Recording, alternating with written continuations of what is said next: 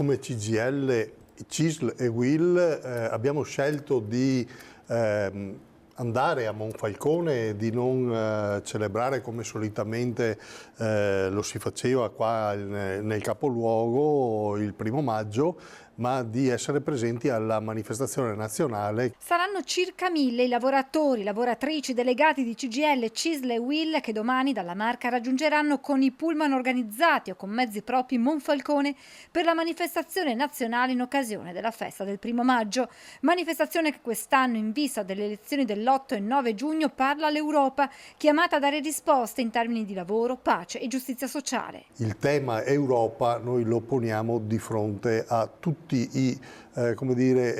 soggetti che si candidano a gestire il nostro continente per i prossimi anni, e provando a declinare alcune questioni che da tempo abbiamo posto sia a livello nazionale ma anche a livello europeo. Questa giornata diventa un momento per fermarsi e ricordare tutte quelle battaglie che si sono fatte in passato per acquisire quei diritti che vanno difesi oggi più che mai, proprio per evitare il rischio di tornare indietro, dice Roberto Toigo, segretario generale della UIL Veneto, alla vigilia del 1° maggio. Gli fa eco Massimiliano Paglini, segretario generale della CISL Belluno Treviso. Dignità e rispetto si costruiscono con un sistema di welfare europeo. Stare assieme è necessario per massimizzare il valore aggiunto e la forza economica di 27 paesi che, se uniti, possono rappresentare una potenza economica mondiale. Nella Marca non ci saranno manifestazioni, ma la CGIL organizzerà diversi eventi, come i banchetti per continuare la raccolta firme iniziata il 25 aprile per 4 referendum abrogativi sul lavoro, in piazza Mogliano, a Folline e a Cison,